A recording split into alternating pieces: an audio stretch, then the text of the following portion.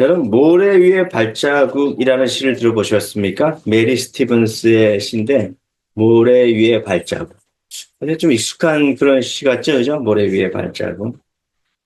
한번 여러분들에게 모래 위의 발자국이라는 시를 한번 읽어드리겠습니다. 눈을 살짝 한번 감아보세요. 모래 위의 발자국. 어느 날 나는 꿈을 꾸었습니다. 꿈속에서 나는 주님과 함께 바닷가를 거닐고 있었습니다.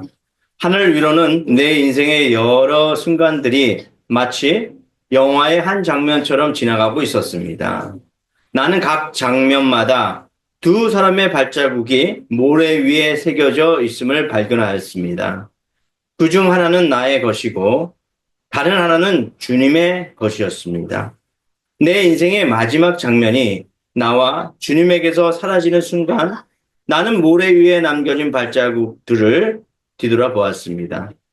내 인생의 행로에서 여러 번 오직 한 사람의 발자국만 남겨져 있음을 발견하였습니다.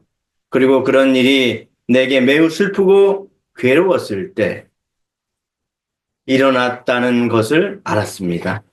이러한 사실로 인하여 너무나 괴로웠던 나는 주님께 물어보았습니다. 주님, 주님께서는 내가 너와 함께 하리니 너는 항상 나를 따를지어다. 이렇게 말씀하셨잖아요. 그런데 내 인생의 가장 어려웠던 시절을 돌이켜보니 오직 나의 발자국만 남겨져 있더군요.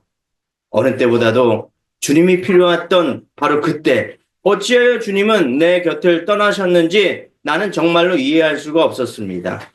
그러다 주님께서 대답하셨습니다. 사랑하는 나의 아들아, 나는 너를 누구보다 사랑한단다. 내가 시련과 고통을 당하고 있을 때 나는 한 번도 내 곁을 떠난 적이 없었느니라.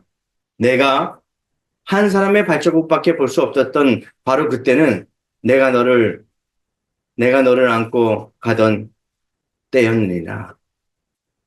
내가 너를 안고 가던 때였느니라. 자, 모래 위의 발자국이라는 메리 스티븐스 시입니다. 여러분 들어보셨을 거예요. 그죠? 이 발자국이, 네 발자국이 있었는데 어느 순간 발자국이 두 개밖에 없는 거예요. 그래서 내가 가장 힘들었을 때인데 주님은 나와 함께 하신다고 하셨는데 왜 그러셨어요? 저는 너무나 힘들었어요. 근데 주님께서 이렇게 말씀하시니까 내가 너를 업고 가고 있었다. 제가 그 감리교회 대전에 제자들 교회라고 아주 유명한 교회가 있었어요. 이렇게 12가정으로 시작했는데 지금은 3천 명이 넘는 아주 큰 교회가 되었습니다. 그 교회의 그 목표가 제자 삼는 거예요. 제자 삼는. 전도되면은 불신자를 제자 삼는 그런 교회예요. 믿지 않는 사람을 제자 삼아서. 그래서 지난번에 옥천 수양관에 갔는데 그 십자가를 보니까 십자가에 그 아래에 제자들이 쫙 붙어 있는 거예요. 십자가 하나에 제자 또 작은 십자가가 쫙 붙어 있는 거예요. 우리 교회는 예수님과 함께하는 교회입니다. 예수님이 우리 인생 가운데 어려움을 당할 때 예수님께서 우리를 업고 가셨던 그런 것을 기억하면서 목마르고 힘든 그러한 세상 가운데 지치고 있는 사람들이 우리 교회에 와서 쉬고 말씀으로 회복되어지는 그런 교회로 표를 삼아서 예당 교회라고 지었습니다. 그래서 제가 문득 십자가가 이렇게 이렇게 간판을 이렇게 앞에 플래카드를 옮기면서 그 십자가를 하나가 조그만 십자가가 있어요. 그래서 어떻게 할까 고민하다가 바로 이 십자가 위에 올렸어요. 그냥 올린 게 아니에요. 아시겠죠? 이 말씀처럼 이 시처럼 예수님께서 우리를 업고 가시는 그런 순간, 괴로울 때, 힘들 때, 병들었을 때, 아파했을 때 예수님께서 우리를 업고 가신다는 것이에요. 그런 흔들리지 않는 그런 믿음, 순전한 믿음을 가지시기 바랍니다. 이분, 어, 메리 스티븐슨이라는 이분이, 1922년 태어나서 1999년, 2000년 되기 전에 돌아가셨거든요. 여성분이에요.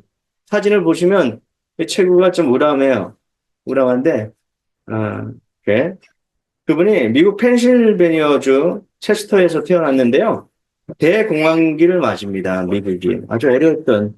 대공황하면은 아시죠? 그죠? 경제적으로 너무 어려웠던 그런 그 시절. 뉴딜 정책이라고 해서 그걸 펼치면서, 미국이 점점 살아났던 그런 공황 시대를 살고 있었는데, 그때 어머니께서 주님의 품으로 가셨어요. 이 아버지가 6남매를 키우는데 너무 어려운 거예요. 그래서 이 장녀에게 그 가족들을 맡기고 머나먼 곳에 가서 일을 하기 시작합니다. 그러면서 이렇게 그 바깥에 본인이 아프면서 바깥을 이렇게 보는데 그 눈에 발자국이 이렇게 있는 거예요. 그것을 보면서 이 어느 겨울날 그 발자국, 고양이 발자국을 보면서 이 시를 썼다는 것이에요. 14살, 1936년 어느 겨울날 집안에 갇혀서 밖을 보고 있는데 너무나 외롭고 슬픈 거예요. 자신의 모습을 보는 것 같으면서 그 발자국을 보면서 예수님을 떠오른 거죠. 여러분, 예수님께서는 우리가 힘들 때 우리를 얻고 가신다는 것을 기억하시기 바랍니다. 더 슬퍼하시고 더 우리를 위로해 주시는 분이에요. 그 십자가의 고통, 그 예수님의 그 고통에 비하면 우리의 고통은 아무것도 아닙니다. 예수님께서 십자가의 그 고통을 치르시고 난 다음에 모든 인류를 구원하셨잖아요. 그것이 복음이에요. 복음. 그죠? 여러분 책 중에 흔들림 없는 믿음이라는 책이 있습니다. 도널드 맥클라우드라는 분이 쓰셨는데 1940년 태어나서 2023년 얼마 되지 않아서 주님의 품으로 가셨죠. 얼마 안 됐는데 그는 영국의 가장 저명한 신학자로 유명합니다. 그가 흔들림 없는 믿음의 책이라는 그 책을 쓰면서 우리 기독교인들이 너무 무지하다는 것이에요. 하나님께서 우리에게 말씀을 주시고 우리에게 생명력을 부여하셨는데도 불구하고 그것을 인식하지 못하고 살아가고 예수님이 누군지, 복음이 무엇인지, 기독교가 무엇인지 이렇게 물어보면 대답을 못한다는 것이에요. 그래서 그것을 이 체계화시켜서 책으로 정리해 놓으신 분이에요. 한번 여러분들도 그 책을 한번 읽었으면 좋겠습니다. 예수님은 어떤 분이신지. 그러니까 우리가 삶에서 우리가 고민하는 것들, 물음표, 이런 것들을 쉽게 정리해 놓으신 그런 분이에요. 그렇잖아요. 그죠? 어떤 사람이 나에게 너 예수님 왜 믿어? 십자가는 무엇이야? 그렇게 물어보면 무엇이라고 대답하겠습니까? 여기서 오는 많은 아이들도 그것을 물어봐요. 교회에 놀러 왔는데 교회에 대해서 잘 모르는 거예요. 들어본 적이 없는 거예요. 예수님에 대해서서. 그러면서 하는 얘기가 나는 교과서에서 예수님에 대해서 한번 들어봤다. 아이들이. 그렇게 얘기하는. 요즘에, 미 전도 종족이라고 얘기하는 그 종족이, 예, 아이들, 초등학교, 거기에 있답니다. 2%도 안 된대요. 믿음을 가지고 있는 아이들이. 얼마나 심각합니까? 그죠? 거의 아프리카의 수준 같아요. 아프리카의 수준. 어, 요번에 그 아프리카에서 두 명의 선교사님이 피살되셨잖아요. 그죠? 그 선교사님이 사역하는 그곳. 제가 이야기를 들었는데, 저희가 동기분 중에서 한 분이 마다, 마다카스카르인가? 그죠? 네, 거기서 사역을 하는데, 이 발음이 잘 안 돼요. 이 비슷비슷해가지고, 네, 용서하시기 바랍니다. 거기에서 함께 동역하고 사역하기 위해서 저희 동기분이 그쪽으로 가셨어요. 가셔서 사역하는데, 거기서 5km밖에 떨어지지 않는 그런 구역이랍니다. 그분이 너무 잘 알고 있어요. 80세가 넘으신 분이 있으신데, 그분의 손주가 한동대 다니시는데요. 제가 그분 얘기를 들어보니까. 한동대 다니고, 우리가 친밀하게 같이 영적 생활하는 그런 분이에요. 그래서 그 자비장으로 거기 가서 사역을 하는데, 이제 농기계를 산 거예요. 보통 이제 아프리카에, 제가 아프리카 선교사님들이나 아프리카에 사역하신 분들 그 얘기를 들어보면, 그 땅에는 그 농사가 잘 안 되기 때문에 굶주리는 사람이 많대요. 그래서 무슨 씨앗을 달라고 얘기하거나 예전에 이제 저희 같이 사역하시는 분 중에서 토파 목사님이라고 토마토 씨앗을 좀 달라고 토마토를 먹어보니까 너무 맛있다고 씨앗을 달라고 부탁할 정도였었어요. 농사를 지어서 사역을 하시겠다고 뭐 감자 농사 뭐 토마토 농사 그러니까 우리나라에 들어와서 이렇게 보니까 너무 그런 것들이 풍부하고 너무 귀한 거예요. 그렇게 이제 농사를 지으려고 농기계를 샀는데 이분이 좀 돈이 많았던 것처럼 보였던가 보죠. 7명의 괴한이 거기에 쳐들어가가지고 그런 피습을, 피살을 했다는 거예요. 뭐 경찰에서 조사하겠지만 너무나 안타까운 일이죠. 근데 아프리카에는 이런 경우가 참 많아요. 사역을 하시다 순교하신 분들이 많단 말이에요.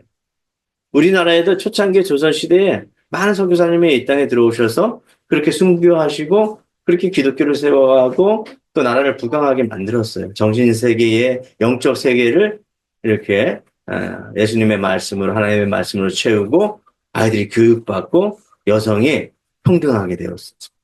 그 기독교가 한 역사적인 그런 사건들이에요. 그러니까 이런 것들을 우리는 너무 모른다는 것이에요. 세상 사람들한테 기독교가 어떤 것인지, 예수님이 어떤 분이신지 전할 수 있는 그런 어, 지식과 정보를 가지고 또 흔들리지 않는 믿음을 가지고 살아야 된다라고 하는 것이 이 책의 골자예요. 네. 근데 이 본문을 이렇게 보니까 오늘 본문을 묵상하다 보니까 순전한 믿음, 흔들리지 않는 믿음을 가지고 있는 사람이 있어요. 그게 누구예요? 에녹이에요. 에녹. 에녹. 자, 우리 에녹이라는 사람에 대해서 한번 볼까요? 우리 22절을 한번 볼까요? 무드셀라를 낳은 후 300년을 하나님께 동행하며 자녀들을 낳았으며 자, 300년을 동행하며 그리고 그는 365세를 살았더라. 이렇게 기록되어 있어요. 23절. 그죠? 참 오래 살았죠. 여러분 우리가 인생을 살아가는데 무병장수가 하나의 꿈과 같은 그런 일들이잖아요. 무병장수. 그죠? 병 없이 팔팔하다가 그리고 3일 앓고 그리고 천국에 가는 그런 인생. 얼마나 복된 인생입니까? 그죠? 근데 365세 까먹지도 않을 거예요. 1년은 365일. 살 만큼 살았죠. 그죠? 근데 이 당시에 보면 보통 나이가 뭐 900세, 700세. 적게 살았죠. 그죠? 근데 우리 지금 우리가 살고 있는 그런 시대를 보면 100세 넘으면 사람이 골골해요. 아무리 잘 살아도 제가 주간보호센터나 요양원에 가보면 100세 넘으시면 골골하시더라고요. 힘이 없으셔. 혈액순환도 잘 안 되시고 병원도 다니시고 약은 보따리 때 딱 들고 다니시면서 드셔요. 이게 왜 그렇게 되었을까요? 왜? 노아의 홍수 이후에 이렇게 되었습니다. 노아의 홍수 이후. 이전에는 뭐 보통 700세, 800세 뭐 이렇게 살았습니다. 근데 중요한 거는 이 에녹이 다른 사람에 비해서 좀 적게 살았지만 24절을 보니까 에녹이 하나님과 동행하더니 하나님이 그를 데려가심으로 세상에 있지 아니하였더라. 이렇게 기록되어 있습니다. 하나님이 그를 데려가심으로. 잘 봐요. 모든 사람이 죽음을 맞이합니다. 그렇지 않습니까? 성경에 모든 사람을 죽음을 맞이하는데 여기에 보니까 하나님이 데려가셨다.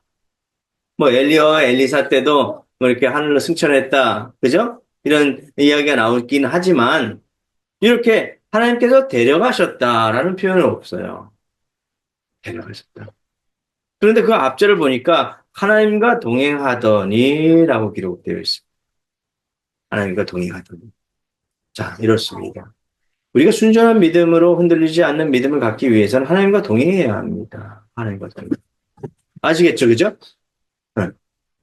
순전한 믿음, 흔들리지 않는 믿음. 우리가 너무 많이 흔들려요.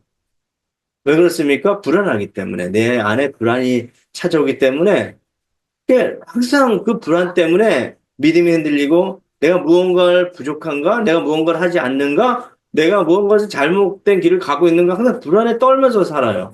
그죠? 근데 흔들림이 없는 이런 믿음을 가지고 오면 불안해할 필요가 없다는 것이에요. 자, 성경에 보면 베드로가 저기 머나먼 그 새벽에 바닷가에서 베드로를 불러요. 베드로야. 근데 그 새벽 미명에 베드로가 어떻게 합니까? 예수님 하면서 그 물 위를 걸어요. 그런 말씀이 있죠, 그렇죠? 물 위를 걷습니다. 근데 아래를 보니까 물이에요. 두려워요. 믿음이 흔들립니다. 그러니까 어떻게 해요? 쑥 빠져요. 예수님께서 이렇게 다가오셔서 발을 잡으시면서 얘야, 나는 네가 사랑하고 어? 너를 지키는 예수님이다. 라고 고백합니다. 그렇죠, 그죠? 네. 예수님과 늘 함께하고 두려움 없이 이 세상을 살아간다면 우리는 흔들리지 않는 그런 믿음을 소유하게 될 것이에요. 여러분, 그 C.S. 루이스에 보면은 순전한 기독교 이렇게 책이 있죠, 그죠? 그 마귀가 그 크리스찬을 어떻게 하면 마귀의 밥이 되려고 이렇게 그를 유혹하고 가진 방법을 통해서 믿음 생활을 하지 못하게 합니다. 철로 역정에서도 마찬가지예요. 자유를 얻기 위해서 예수님을 믿고 자유인이 되었는데 그를 어떻게 하면 넘어뜨릴까? 그게 우리의 인생이에요. 그게 우리의 인생이에요. 60년, 70년, 80년 금방 가잖아요. 100년을 산다 할지라도 뭐 오래 사는 것이 중요한 것이 아니에요. 이렇게 무드셀러와 같이 하나님과 동행하는 사람, 예수님과 동행하는 그런 사람이 되어야 한다는 것이죠. 그랬을 때 우리 마음에 평안이 찾아오고 두려움이 사라집니다. 그것이 비밀이에요. 놀라운 비밀이죠. 그죠? 네. 아무리 세상 것으로 내 안에 이 구멍을 채우려고 하더라도 채워지지 않습니다. 절대 채워지지 않습니다. 그 뻥 뚫린 구멍, 공허한 구멍, 그것이 채워지지 않기 때문에 많은 연예인들이 그렇게 삶을 포기하고 그렇게 살아가고 내 인생을 망가뜨리는 것이에요. 많은 것을 가졌잖아요. 솔로몬도 많은 것을 가지고 많은 것을 누렸음에도 불구하고 그의 마음은 허망했습니다. 결국은 많은 것을 가지고 많은 것을 누렸지만 잘못된 인생을 살아가는 그 솔로몬. 하지만 요셉과 같이 예수님과 동행하고 하나님과 동행하는 그 사람은 날마다 넘어져도 주님을 바라보고 결국은 애굽의 총리가 되어서 그의 가족을 만나고 해피엔딩의 삶을 살잖아요. 그죠? 어려운 길이 있어도 어려운 일을 만나도 하나님과 동행하는 것이 답이라는 것이에요. 따라해 보시겠습니다. 우리는 순전한 믿음을 얻기 위해서는 하나님이 우리와 함께 하신다는 것을 인식하면서 살아야 된다는 것이에요. 자, 하나님이 함께 하심을 인식합시다. 네.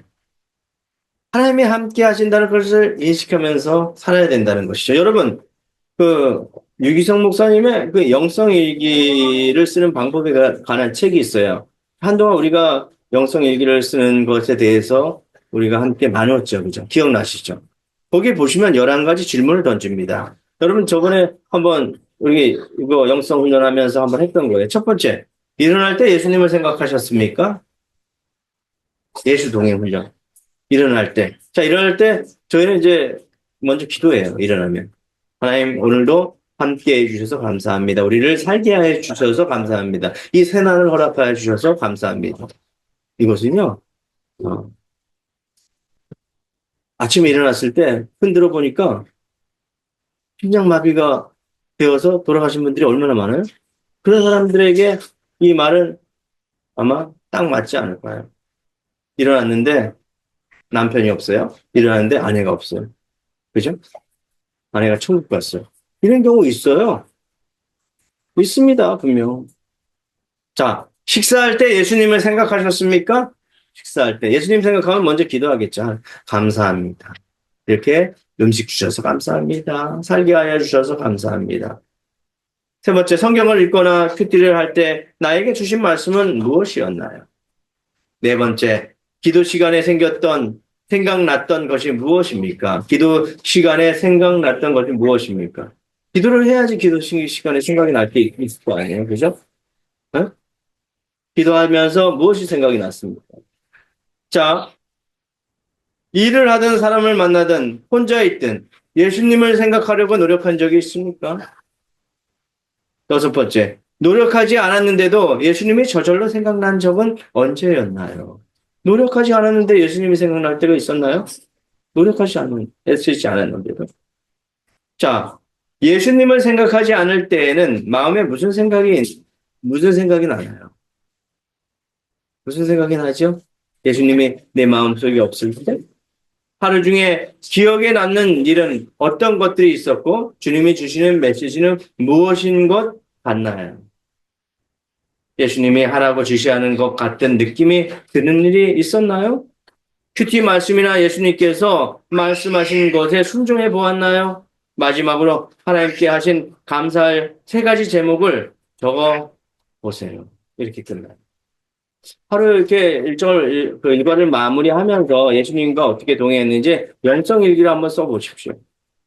그 은혜가 철철철 넘치실 거예요. 영성 일기. 이게 어려우시면 예수 동행 일기라는 어플이 있어요. 거기다 한번 써보세요. 하루에 예수님께서 나에게 주셨던 여러 감사 제목. 어렵지 않잖아요. 그죠? 일기 쓰듯이. 한번 세 가지만 한번 나누고 한번, 가족들과 세 가지만 나누고 한번 주무셔 보십시오. 평안해질 거예요. 자, 이것이 예수님과 함께하는, 하나님이 함께 하심을 인식하는 그러한 삶이 어렵지 않아요. 멀리 있지 않아요. 그렇죠? 자, 그런데, 야, 우리 22절에 무드셀라를 낳고 하나님과 동행했다라고 나오죠? 무드셀라의 의미가 무슨 뜻이냐 하면, 자, 그가 죽으면 심판이 온다라는 뜻이에요. 그가 죽으면. 자, 잘 보세요. 에녹이 아들 무드셀라를 낳았잖아요? 근데 아들이 죽으면 심판이 온대요. 어떤 생각이 들겠습니까? 여러분은 자녀가 어떤 사고를 당해서, 그렇게 어려움을 당하는 일이 없어야 되겠지만, 정말 에녹의 자녀가 언제 죽을지 몰라요. 뭐, 병이 들어서 죽을지 몰라. 이 시대는 뭐 700, 800년 시대니까 누가 먼저 죽을지 몰라요. 그죠? 이런 상황에서 내 아들이 죽으면 심판이 온다. 그럼 어떻게 살겠습니까? 경각심을 가지고 살겠죠. 그죠? 당장 내가 예수님이 오시면, 하나님이 오시면, 심판이 오게 되면 항상 예수님만 바라보고 살겠죠? 그죠? 이렇게. 더 놀라운 사실은 그의 자녀 중에 이제 쭉 내려오시면 노아가 나와요. 자, 노아는 무슨 뜻이냐? 이렇게 기록되어 있습니다. 29절. 이름을 노아라 하여 이르되 여호와께서 땅을 저주하심으로 수고롭게 일하는 우리를 이 아들이 아니하리라 하였더라. 노아는 아니, 마음의 평안을 주는 것이죠. 근데 노아를 통해서 모든 사람들을 멸절시켰습니다. 무엇으로? 홍수로.